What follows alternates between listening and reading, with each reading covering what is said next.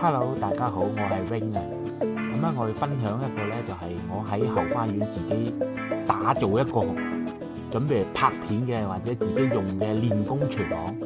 咁咧裝修期間咧，點知個蒸櫃咧就壞咗，咁啊，所以咧我哋要拍條片啦，自己留念下啦，咁啊就分享下大家。咁咧就將個蒸櫃咧就維修啦，咁啊自己維修，咁啊整翻佢啦，咁樣點知咧個水喉又斷咗喎，咁啊要買架撐啦，咁啊將個水喉攞翻出嚟啦，咁啊逐啲咁啊整翻好啦，整翻好咧，然後呢個蒸櫃好好用㗎，因為點解咧？佢喺凍水開咗射氣之後咧，3分鐘佢就蒸氣嘭嘭聲咁出嚟㗎啦。所以做中餐咧，有好多嘢咧都需要個蒸櫃咧，要好長時間，就唔使侵水啦，又唔會乾水啦，所以咧要蒸親嘢都蒸幾個鐘頭啊！所以咧我哋會喺呢度拍片，咁啊拍啲片咧就會介紹點樣用啦，咁卒之整翻好啦，個蒸櫃 working 啦，咁啊可以蒸嘢啦，咁啊要繼續裝修。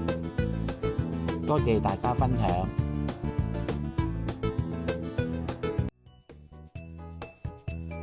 歡迎訂閱 YouTube 阿 Wing 頻道，有你哋嘅支持同埋鼓勵，我會盡量拍多啲好嘅片，俾我建設性嘅留言，撳埋個鐘仔，選擇全選，收看全部廣告，給我一個讚，多謝大家。